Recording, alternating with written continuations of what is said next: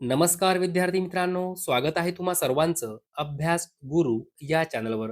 विद्यार्थी मित्रांनो, या व्हिडिओमध्ये 20 प्रश्न आपण पाहणार आहोत. 20 प्रश्नांपैकी कमीत कमी 12 प्रश्नांची उत्तरे तुम्हाला यायलाच पाहिजे. या ठिकाणी प्रश्न पहिला आहे, खालीलपैकी योग्य जोडी कोणती? खालीलपैकी योग्य जोडी कोणती? पहिला पर्याय पहा, विमान राईट बंधू. विद्यार्थी मित्रांनो, विमानाचा शोध कोणी लावला? राईट बंधू यांनी लावला. ही जोडी बरोबर आहे. दुसरा पर्याय पहा, रेडिओ जी मार्कोनी. रेडिओचा शोध जी मार्कोनी यांनी लावला. बरोबर आहे. तिसरा पर्याय पहा, टेलिव्हिजन. टेलिव्हिजनचा शोध जॉन बेअर्ड यांनी लावला. बरोबर आहे. आपल्याला विचारलं काय? योग्य जोडी कोणती? या ठिकाणी योग्य उत्तर आहे यापैकी सर्व, म्हणजे तीनही जोड्या बरोबर आहे. वहीमध्ये लिहून ठेवा.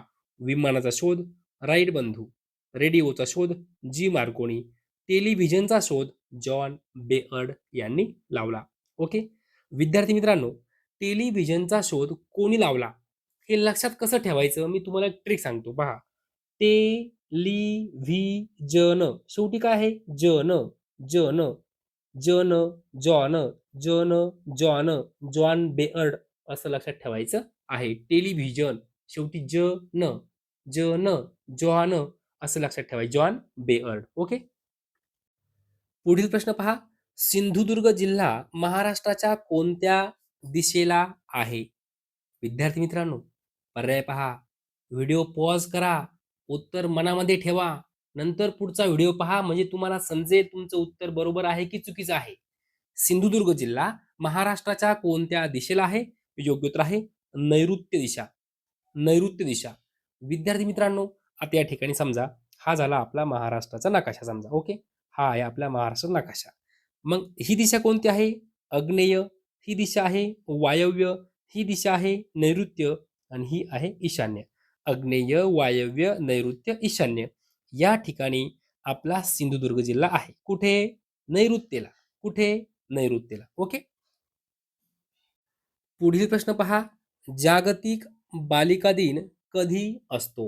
विद्यार्थी मित्रांनो, या प्रश्नाचं उत्तर तुम्ही मला देऊनच दाखवायचं आहे, कारण प्रश्न खूप महत्त्वपूर्ण आहे आणि जे काही तुम्हाला पर्याय दिलेले आहेत ते सुद्धा खूप खतरनाक पर्याय आहेत.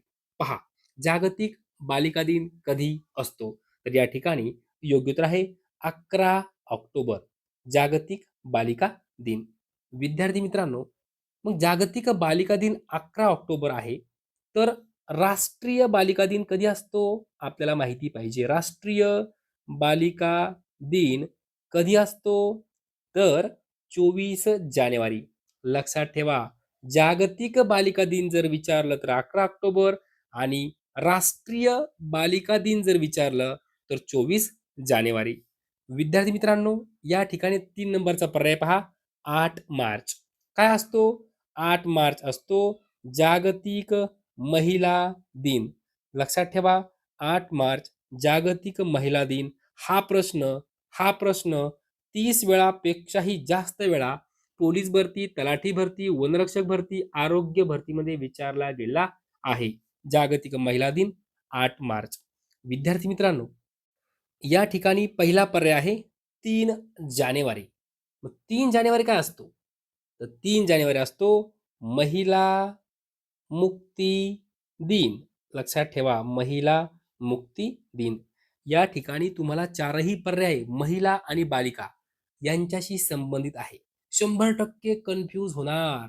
लक्षात ठेवा, जागतिक बालिका दिन 11 ऑक्टोबर, महिला मुक्ती दिन 3 जानेवारी, जागतिक महिला दिन 8 मार्च आणि राष्ट्रीय बालिका दिन 24 जानेवारी.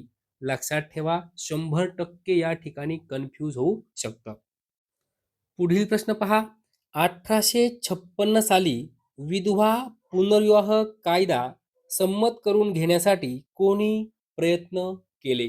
विद्यार्थी मित्रांनो, प्रश्न खूप महत्त्वपूर्ण आहे. 1856 साली विधवा पुनर्विवाह कायदा संमत करून घेण्यासाठी कोणी प्रयत्न केले? योग्य उत्तर आहे ईश्वरचंद्र विद्यासागर. हा प्रश्न तलाठी भरतीमध्ये खूप वेळा विचारला गेला आहे. पोलीस भरतीमध्ये सुद्धा वारंवार हा प्रश्न विचारला गेला आहे. या ठिकाणी लक्षात काय ठेवायचं? विधवा पुनर्विवाह कायदा संमत, ईश्वरचंद्र विद्यासागर, साल 1856. ओके. पुढे पहा. राज्यामध्ये किनारपट्टीच्या कोकण भागामध्ये कोणत्या प्रकारचा पाऊस पडतो?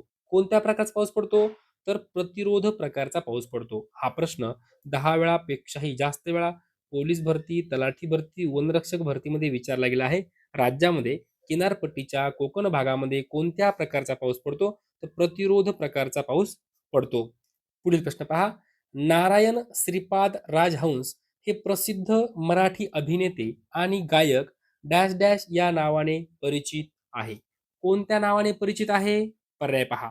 तर या ठिकाणी योग्य उत्तर आहे बालगंधर्व. नारायण श्रीपाद राजहंस हे बालगंधर्व या नावाने परिचित आहे. पुढील प्रश्न पहा. टाटा मेमोरियल सेंटर खालीलपैकी कोणत्या शहरात आहे? टाटा मेमोरियल सेंटर योग्य उत्तर आहे मुंबई या ठिकाणी. पुढील प्रश्न पहा. आधुनिक मराठी कवितेचे जनक कोणाला म्हणतात? हा प्रश्न 30 वेळापेक्षाही जास्त वेळा परीक्षेमध्ये विचारला गेला आहे. आधुनिक मराठी कवितेचे जनक कोणाला म्हणतात? तर केशवसूत यांना म्हणतात आधुनिक मराठी कवितेचे जनक. पुढील प्रश्न पहा. भारत कोकिळा असे कोणास म्हटले जाते? भारत कोकिळा सरोजिनी नायडू. भारत कोकिळा सरोजिनी नायडू. पुढील प्रश्न पहा. अमरावती येथील अंबादेवीचे मंदिर अस्पृश्यांसाठी खुले व्हावे म्हणून खालीलपैकी कोणी सत्याग्रह केला? प्रश्न महत्वपूर्ण आहे. पर्याय पहा.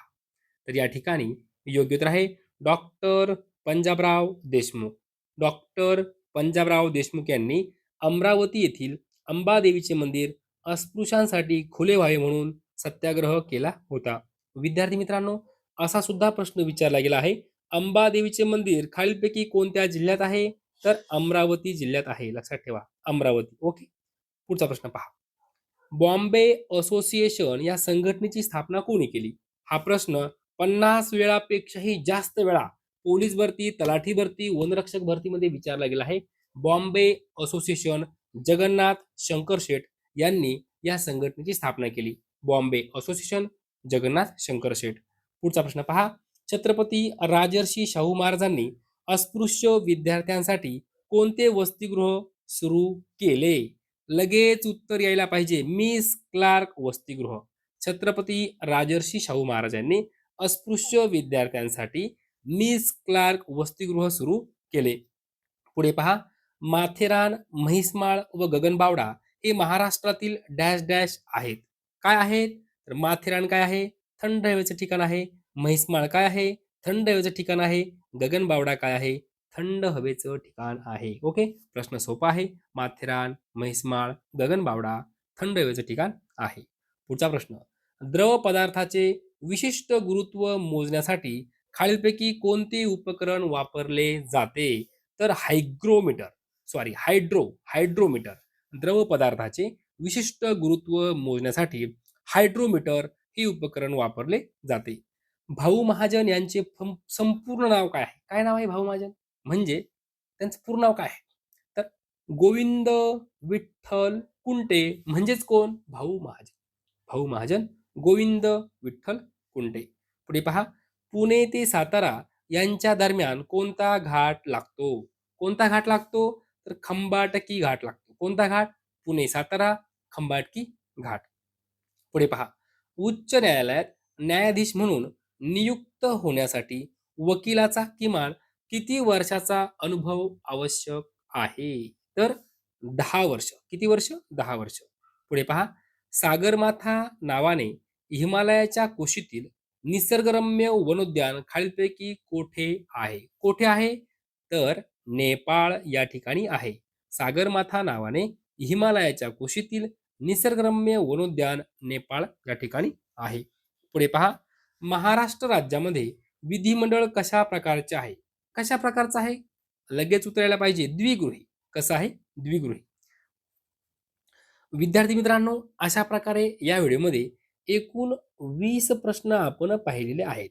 आता मला कमेंट करून सांगायचं आहे 20 प्रश्नांपैकी तुम्ही किती प्रश्नांची उत्तरे बरोबर दिलेली आहेत? लगेच मला कमेंट बॉक्समध्ये सांगायचं आहे. जर तुम्हाला हा व्हिडिओ आवडला असेल तर नक्की लाईक करा, शेअर करा, सबस्क्राईब करा. धन्यवाद.